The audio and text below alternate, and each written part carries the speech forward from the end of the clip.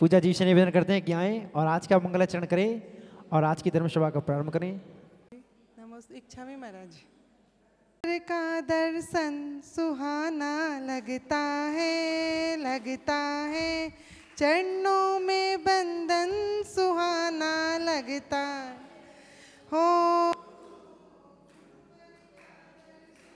सुहाना लगता है में बंधन सुहाना लगता है। पल भर में कैसे बदलते हैं रिश्ते, पल भर में कैसे बदलते हैं रिश्ते, संगम का संगम सुहाना लगता है, गुरुवर का दर्शन सुहाना लगता है चरणों में बंधन सुहाना लगता है। भक्त चरणों में नमन करते यहाँ कर, मांगते सो भी वहीं पाते यहाँ कर, मुश्किल मुश्किल तुमसे दूर लगता है, भक्तों का तो मन दीवाना लगता है हो, गुरुवर का दर्शन सुहाना लगता है चरणों में बंधन सुहाना लगता है। और चलिए दोनों हाथों को जोड़ते हैं और दोनों हाथों को जोड़ करके पूज्य गुरुदेव के चरणों में त्रिवार वंदनामि त्रिवार नमोस्तु करते हुए निवेदन करते हैं कि हे गुरुदेव, आप अपने मुखारबिंद से हम सभी लोगों के लिए जिनवाणी का रसपान करा करके कृतार्थ कीजिए। नमोस्तु गुरुदेव, नमोस्तु गुरुदेव, नमोस्तु गुरुदेव। नमः सिद्धेभ्यः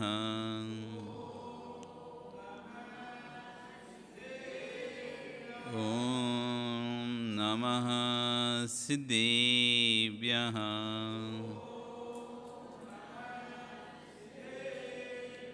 ओम नमः सिद्धेभ्यः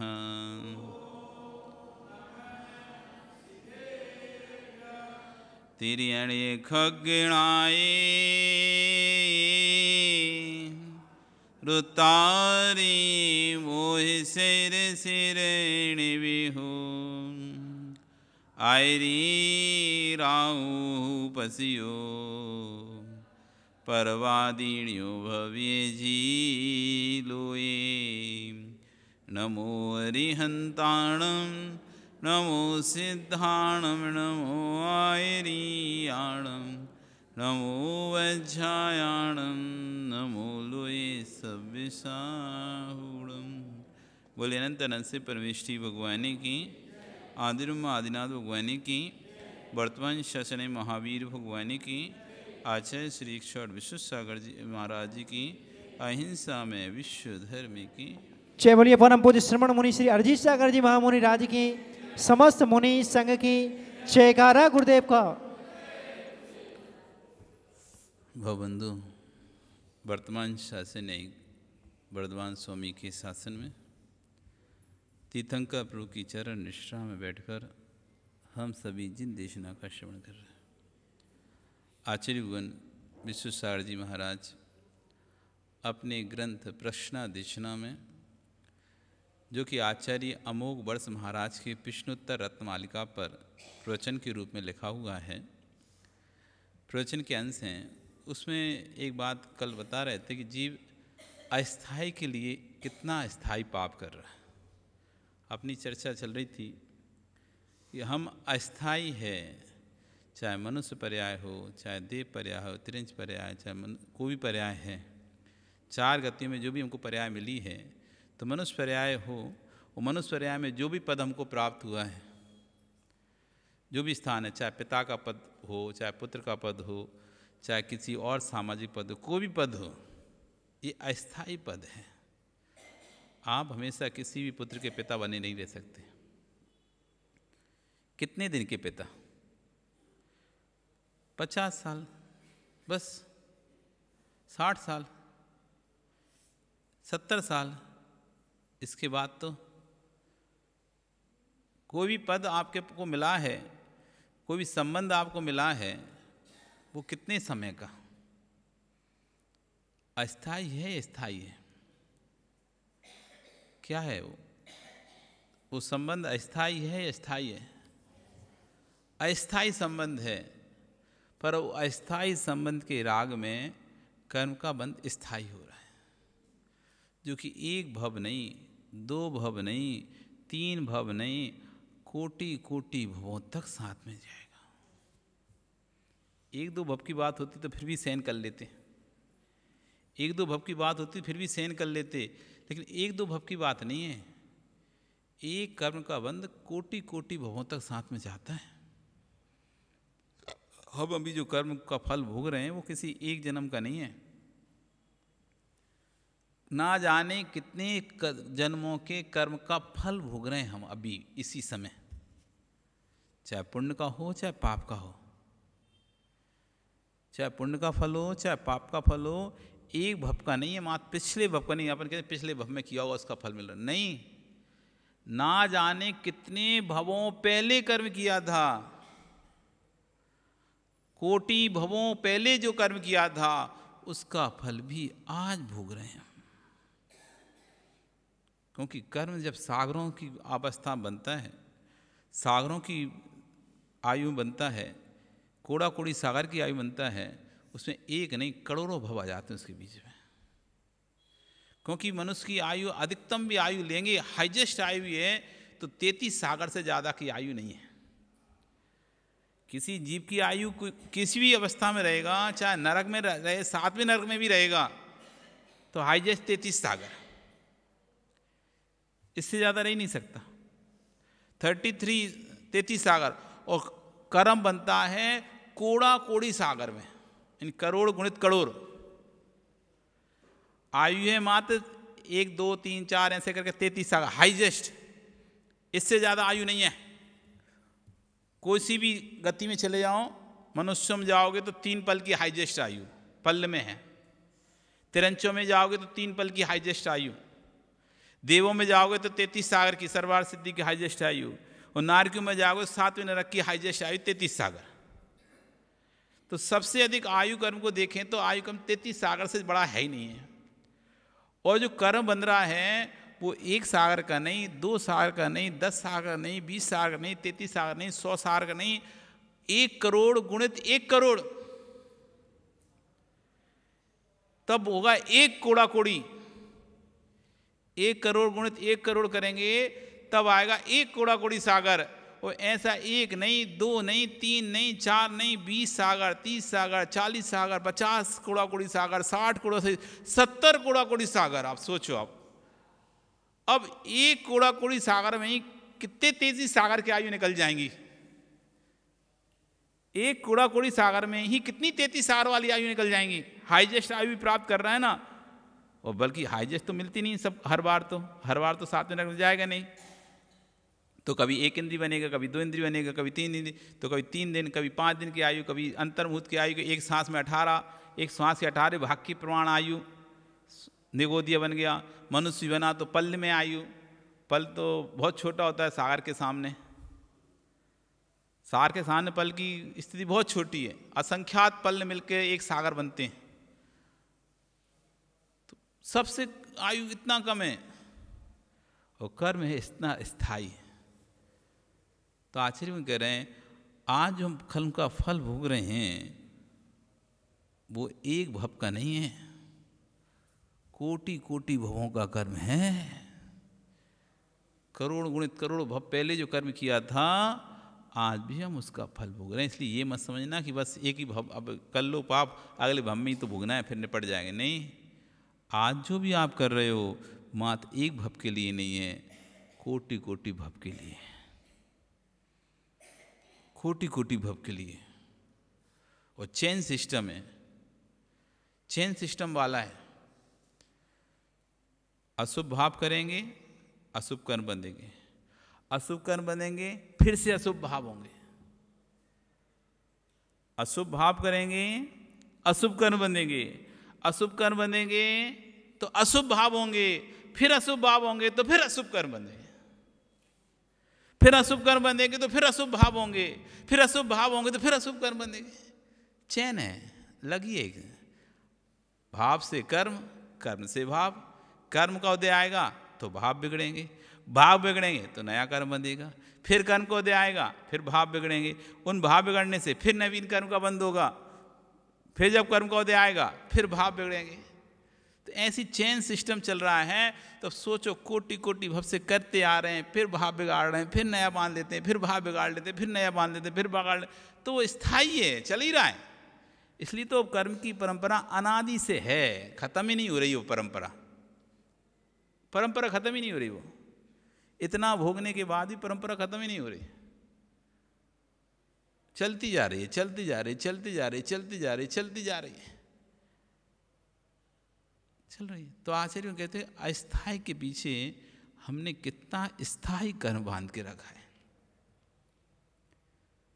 ये क्यों? ये सब राग के पीछे। राग ना होता तो कर्म भी नहीं बनता, राग नहीं होता तो कर्म भी नहीं बनता।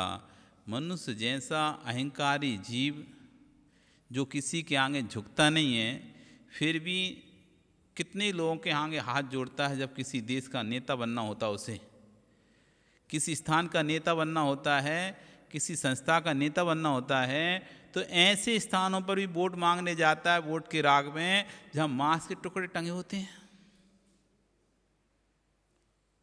अच्छे अच्छे परिवार के लोग जिनने कभी मांस खाया नहीं, वो लोग भी वहाँ जाते हैं, हाथ जोड़ते हैं उनके आगे। किसके आगे? जो जीवों को काट रहे हैं, मार रहे हैं, ऐसे हाथ जोड़ के खड़े उनके आगे। किसके राग में? वोट के राग में। वैसे पूछे नहीं किसी को, वैसे व्यक्ति पूछे नहीं किसी को, देखे नहीं, और वो खड़े हो गए। वे भंगी के पास भी खड़े हैं, हाथ जोड़े, भैया वो ध्यान रखना, हमें वोट दे देना। उससे भी कितने प्यार से बात करना। वो चमार के यहाँ, भंगी के यहाँ, मेहतर के यहाँ, जो तुम्हारा घर को साफ करने आता है, जो जमादार घर साफ करने आ रहे हैं, घर के टॉयलेट साफ करने आ रहे हैं, वो वोट के राग में उनकी बस्ती में जाके हाथ जोड़े करें, भैया ध्यान रखना, तुम हमारे घर आते हो जमादार, तुम तो जरूर। वैसे छू, जब वोट नहीं चाहिए था तब छू, कहाँ खड़ा होगा, धोए से यहाँ से ये छू गया, ये टच कर गया, और वहाँ तो भैया हाथ भी जोड़े हैं, फिर हाथ भी मिला रहे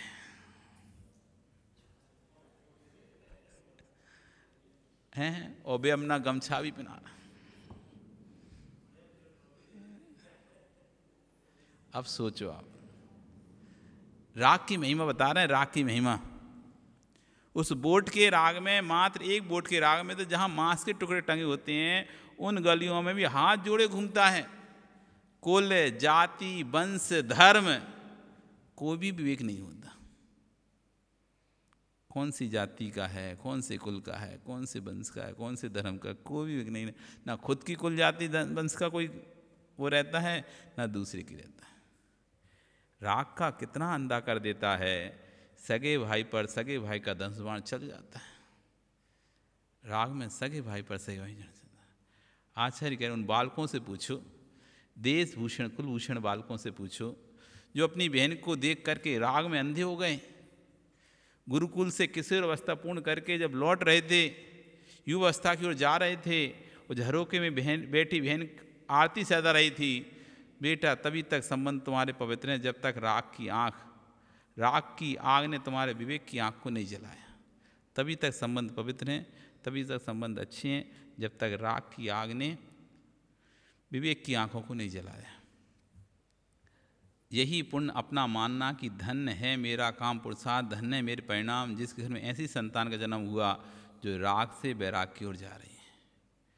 तब मानना अपना पुरुषार्थ धन्य। अभी तो कोई बेटा बड़ा लड्डू खिलाते हो, सब खिलाते हो, हमारा बेटा ये इंजीनियर बन गया, सीए बन गया, पायलट बन गया, ये सीएफए बन गया, दुनिया भर के ये इंजीनियर बन गया, तो लड्डू खिलाते फिर रहे हो। लड्डू तब खिलाना जब तुम्हारा बेटा राग से वैराग की ओर जाए। मेरा बेटा मुनि महाराज बन गया। बड़ा गर्व होता है ना जब कोई पोस्ट पे दूसरा नहीं पहुंच पाता और अरे हजारों लोग बैठे उसमें से 10 लोग सिलेक्ट हुए हैं। आपको कितना गर्व होता है अपने बेटे पे? क्यों? इतने सारे लोगों ने एग्जाम दिया था, करोड़ लोगों ने एग्जाम दिया था, उस करोड़ लोगों के एग्जाम में से हमारे बेटे का 10वां नंबर आ गया, 50वां नंबर आ गया और लड्डू खाओ खूब खुशी मना रहे हैं। इतने सारे में से आ गया। वे तो करोड़ी थे, ये तो अरबों में से किसी का एक बेटा निकल रहा है। तुमने तो करोड़ों में से, लाखों में से, हजारों में से गिनती करी, हजारों में से गिनती करी कि हजारों में से एक पास हुआ है, वो भी 10 से 50 नंबर पर आया है। ये तो पूरे भैया संपूर्ण विश्व में से निकालो नंबर, लगाओ नंबर कि मेरा पुरुषार्थ सफल हुआ। इतने पूरे नगर में से बस मेरा बेटा नंबर में आया है। पूरे नगर से, इतने बड़े नगर में किसी के बेटे में सामर्थ्य नहीं निकली, किसी के पुरुषार्थ में सामर्थ्य नहीं निकली, मेरे बेटे की पुरुषार्थ में सामर्थ्य निकली। ये है गर्व की बात। सब कह रहे हैं माँ का बेटा कैसा हो, हर माँ का बेटा कैसा हो, विद्यासागर जैसा हो, विशुद्ध सागर जैसा हो, पर हमारा नहीं हो, पड़ोसी का।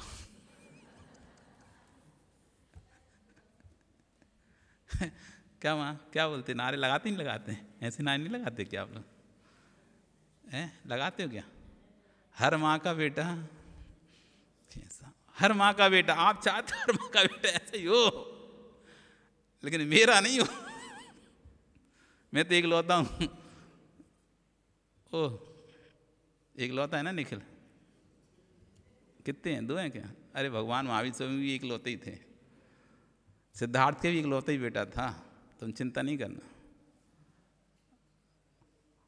सुना योगेश? कितने हो तुम? एक ही है ना। त्रिशला माँ के भी इकलौते ही बेटा था, त्रिशला माँ का भी इकलौते ही बेटा था, तुम भी इकलौते बेटे हो। वो है पुरुषार्थ, वो है पुरुषार्थ। ये है सफल तुम्हारा पुरुषार्थ, बच्चे को जन्म देना। अब हुआ है सार्थक, अब हुआ है संतान को जन्म देना सार्थक। कहाँ तुम छोटे मोटे पदों में लड्डू बांट रहे हो?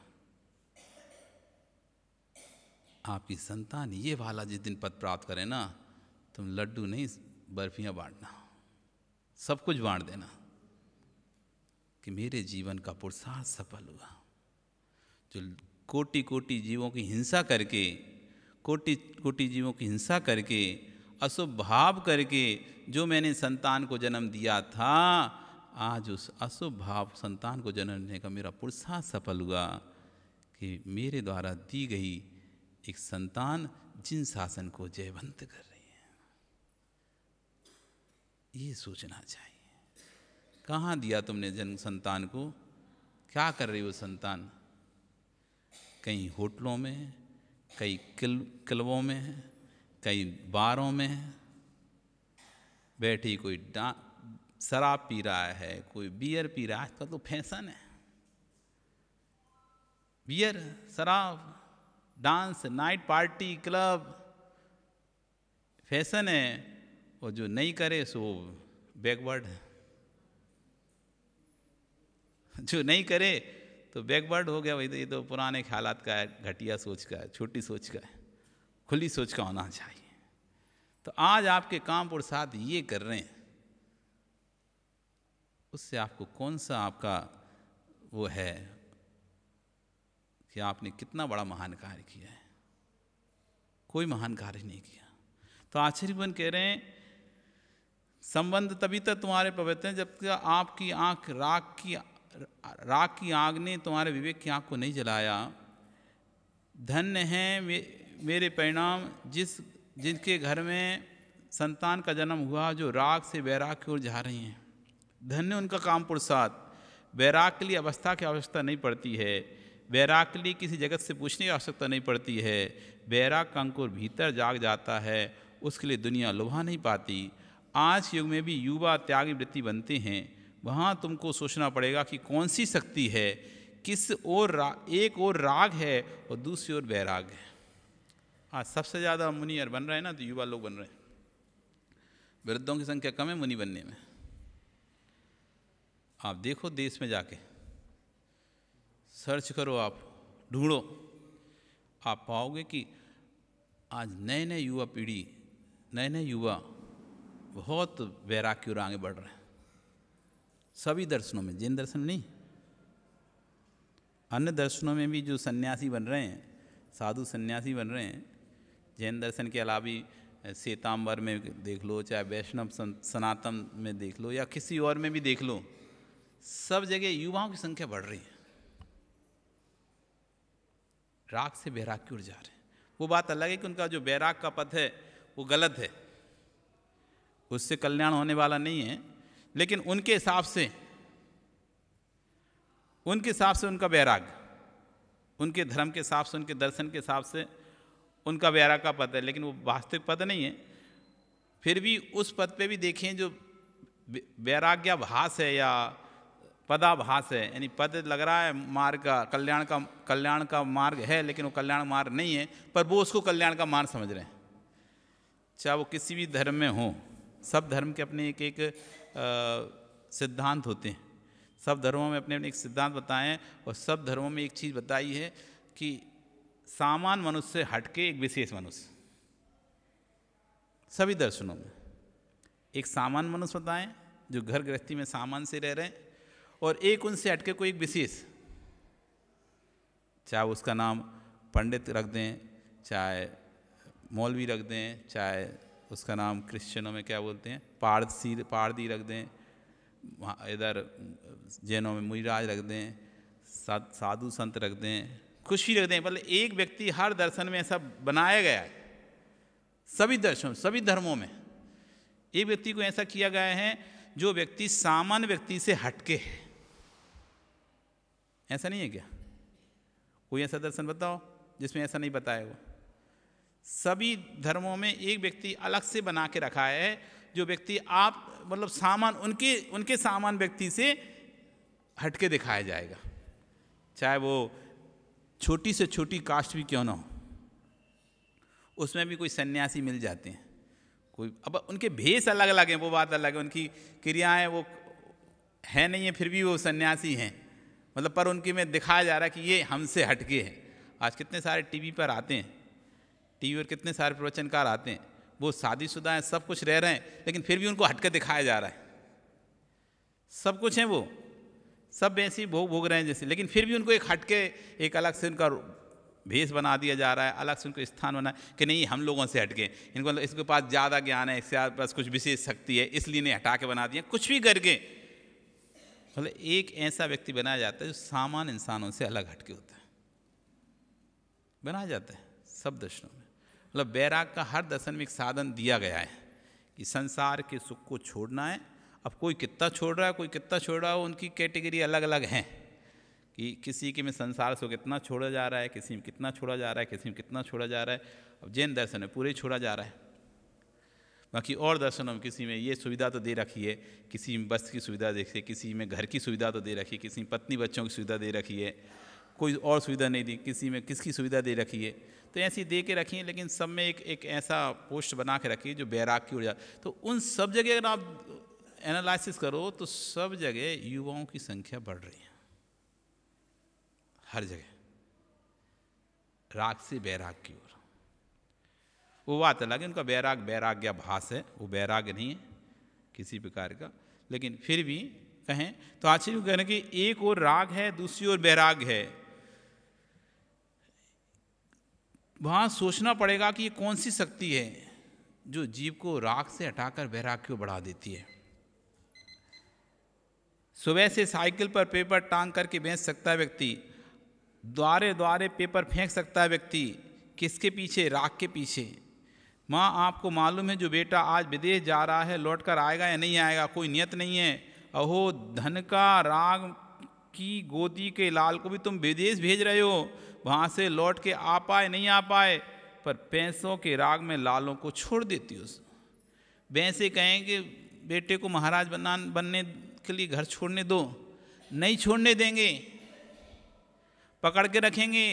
लेकिन बेटे को विदेश भेजना है और विदेश जाके वहीं बस जाएगा, तुम्हें पास आएगा भी नहीं। वहाँ जाने तैयार है, वहाँ भेजने तैयार है, तब भी घर से दूर जा रहा है। विदेश जा रहा है तब भी घर से दूर जा रहा है, और फिर गया तो पता नहीं आएगा कि नहीं आएगा, भरोसा नहीं है। सेठ कितने ऐसे बेटे हैं जो गए सो गए, अब तो कभी दीपावली दशहरा पे कभी आ गए सो आ गए, नहीं तो वो भी नहीं आते। पर उनसे कहा जाता तुमने बेटे को जैसे वहाँ भेज दिया था तो इस मार्ग पे भेज देते ना, इस पे नहीं भेजेंगे। वहाँ चला जाए चलेगा, लेकिन इस मार्ग पे नहीं जाना चाहिए। तुम्हें वहाँ से भी कोई सुख नहीं मिल रहा उससे, तुम सोचते कि वहाँ से वो सुख देगा, क्या सुख दिया उसने, और दुख और दे दिया। अब आप हर समय दुखी रहते हो कि बेटा तो चला गया, हम बेटा होते हुए भी हम बेटे से रहित हैं। संतान होने के बाद भी कितने परिवार हैं ऐसे, परिवार बेचारे संतान 2-2 4-4 संतान हैं, तब भी निसंतान जैसा जीवन जी रहे हैं। डोकरा डोकरी दोनों पड़े हैं, कोई है ही नहीं है पूछने कासने वाला। कितने परिवार मिल जाएंगे?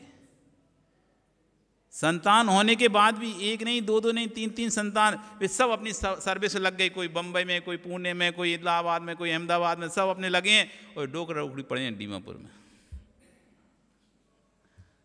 दोनों खा रहे हैं बेचारे, एक दूसरे का चेहरा देख रहे हैं कि संतान काय को पैदा करी थी, इसमें से एक भी तो काम नहीं आ रहे।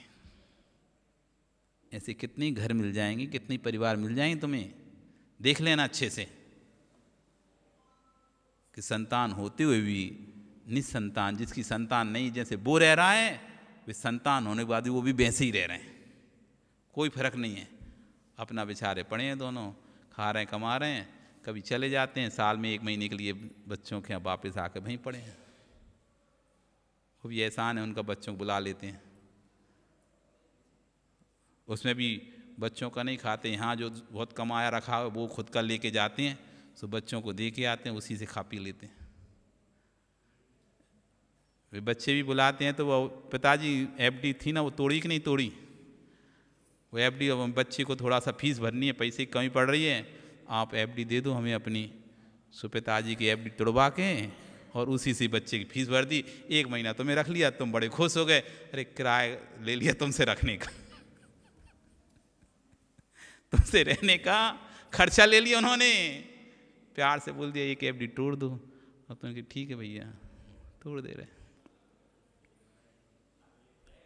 हैं।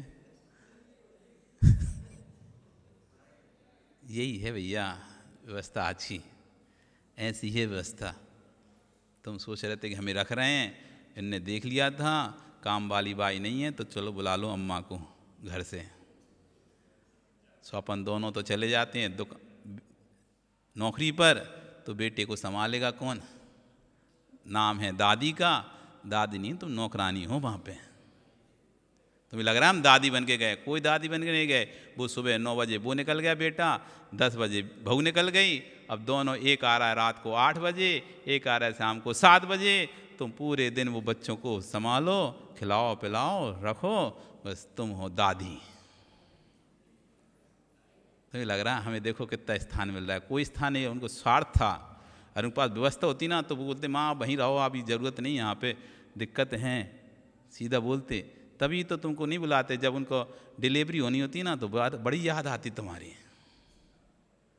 बुला लो सासू को, अब डिलीवरी है, जापा करवाएगी ना महीना भर, तुम बड़ी खुशी खुशी जाए, अरे वो हमें बुला रहा है बेटा डिलीवरी है बहू की, हमारे बिना तो करेगा नहीं, वो तुम्हारे बिना नहीं करेगा, वो देख रहा है नौकरानी दिक्कत है, कौन संभालेगा, तो चलो बुला लो।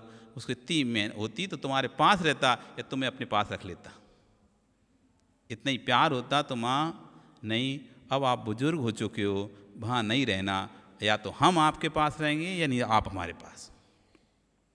इतना स्नेह होता ना तो छोड़ के जाने का मन ही नहीं करता, आपके पास आ जाता।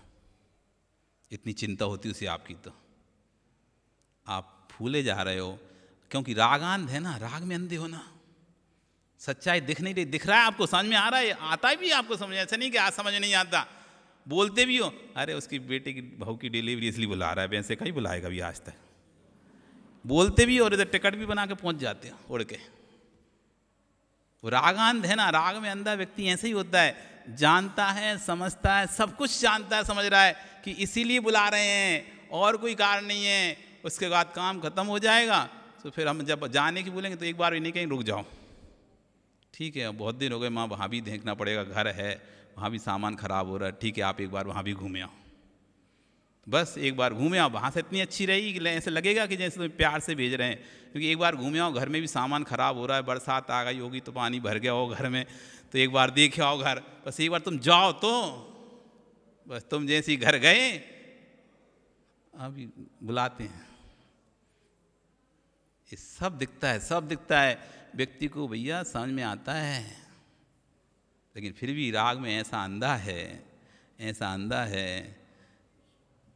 कि भाई कुटेंगे पिटेंगे, भाई बस रहेंगे उनके साथ ही, चाहे कछु हो जाए रहना उन्हीं के साथ है, चाहे मर जाए वहाँ पे रहे, लेकिन रहेंगे उन्हीं के साथ, छोड़ेंगे नहीं। बस ये रागांध व्यक्ति है, इतना राग है, इतना राग है।